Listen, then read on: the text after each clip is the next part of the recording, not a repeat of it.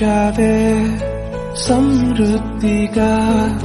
నీ సాక్షిగా కొనసాగమని ప్రేమించావే నన్ను ప్రాణంగా నీ కోసమే నన్ను బ్రతక